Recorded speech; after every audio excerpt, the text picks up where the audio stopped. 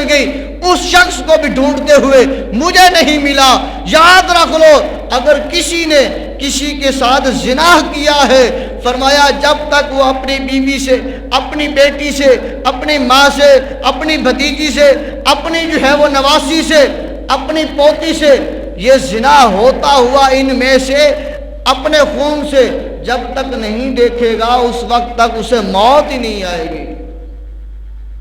کہ بتلا ہے شیخ سعدی رحمۃ اللہ علیہ، آپ یہ فرماتے ہیں یہ تینوں شخص، اللہ اکبر، پتہ یہ چلا اللہ نے بھی فرمایا قسم اٹھا کر کہ مجھے عزت و جلال کی قسم، اے جنت میں تجھ میں زنا کرنے والے شخص کو نہیں داخل کروں گا جو بار بار زنا کرتا رہا اور بغیر توبہ کے مر گیا، بغیر توبہ کے مر گیا، وہ جنت میں داخل نہیں ہوگا۔ اب آئیے آگے تیسرا شخص، آقا کریم نے فرمایا چغل خور جو ہے وہ بھی جنت میں داخل نہیں ہوگا، جو چغلیاں کرتا ہے فرمایا وہ بھی جنت میں داخل نہیں ہوگا۔ اللہ اکبر، فرمایا چوتھا بے غیرت شخص، بے غیرت جس کی ماں بیٹی، جو خود جو ہے وہ باہر کھڑا ہو کر لوگوں کی عزتوں کو دیکھتا ہے اور اپنی عزتوں کی حفاظت نہیں کرتا، فرمایا وہ بے غیرت انسان ہے، فرمایا وہ بھی جنت میں داخل نہیں ہوگا۔ ایک دانشور، یہاں پر بھی ایک دانشور کی بات ہے، وہ بھی سن لیجئے۔ ایک دانشور کہتا ہے سانپ ہے نا، سانپ اگر اس سے ڈسنا چھین لیا جائے، جو اس کا کاٹنا ہے، ڈسنا جو ہے اگر اس سے چھین لیا جائے، وہ سانپ سانپ نہیں رہتا، وہ کھلونے کی چیز بن جائے گی۔ جب اس نے ڈسنا ہی نہیں ہے، جیسے مرضی اسے کو گھسیٹے، اس نے کیا کہنا ہے؟ فرمایا سانپ سے اگر ڈسنا چھین لیا جائے، سانپ سانپ نہیں رہتا۔ فرمایا اسی طرح شیر سے اگر اس کا دھاڑنا، اس کا پھاڑنا چھین لیا جائے، وہ شیر شیر نہیں رہتا۔ اور فرمایا کتے سے اس کا بھونکنا اور اس کا کاٹنا چھین لیا جائے، وہ کتا کتا نہیں رہتا۔ فرمایا اسی طرح جس انسان سے غیرت کو چھین لیا جائے، وہ انسان پھر انسان ہی نہیں رہتا۔ جس انسان سے غیرت کو چھین لیا جائے، وہ انسان انسان نہیں رہتا۔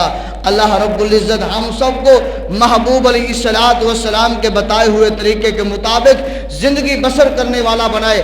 آخری حدیث پاک سماعت فرما لیجئے کہ محبوب علیہ السلام اور صحابہ اکرام آپ جا رہے ہیں، راستے میں قبرستان آتا ہے اور قبرستان پر آپ رک جاتے ہیں۔ آپ فرماتے ہیں یہ دو قبریں جو دیکھ رہے ہو، صحابہ اکرام نے عرض کیا یا رسول اللہ دیکھ رہے ہیں۔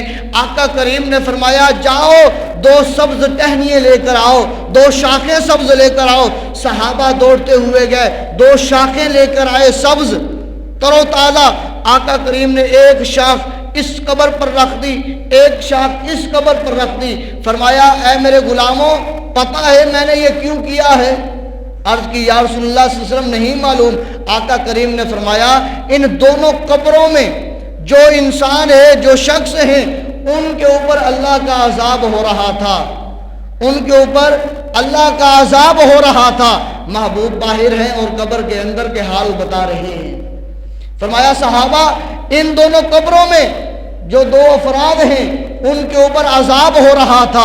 یا رسول اللہ یہ دو ٹہنیاں جو رکھی ہیں، آقا کریم نے فرمایا اس وجہ سے یہ اللہ کا ذکر کرتی ہیں، جب تک اللہ کا ذکر کرتی رہیں گی اللہ رب العزت ان کے عذاب میں تخفیف کر دے گا۔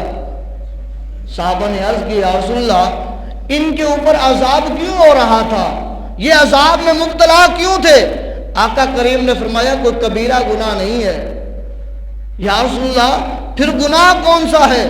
آقا کریم نے فرمایا ایک شخص جب پیشاب کرنے بیٹھتا ہے تو پیشاب کے چھینٹوں سے بچتا نہیں ہے، اپنے آپ کو بچاتا نہیں ہے، اس وجہ سے اللہ نے اس کو عذاب میں مبتلا کر دیا۔ یا رسول اللہ دوسرا شخص، آقا کریم نے فرمایا وہ چغل خور ہے، چغل خوری کرتا ہے، اس لیے اللہ نے اسے عذاب میں مبتلا کر دیا۔ بھائیو، دوستو، بزرگوں، نوجوانوں، پتہ یہ چلا کہ چغل خوری کا عذاب قبر میں بھی ملتا ہے، دنیا میں بھی ملتا ہے اور حشر میں بھی ملے گا۔ اللہ نے بھی فرما دیا کہ میں جنت کو، مجھے عزت و جلال کی قسم، چغل خور میں جنت تجھ میں داخل نہیں کروں گا۔ محبوب نے فرما دیا لا يدخل الجنت نمام، کہ سن لو صحابہ، چغل خور جنت میں کبھی بھی داخل نہیں ہوگا۔ اللہ رب العزت ہمیں ایسی بیماری سے، ایسے گناہ سے محفوظ فرمائے اور ہمیشہ بچنے والا بنائے اور دین حق پر ہمیشہ چلنے والا بنائے۔ وما علیہ الا البلاغ۔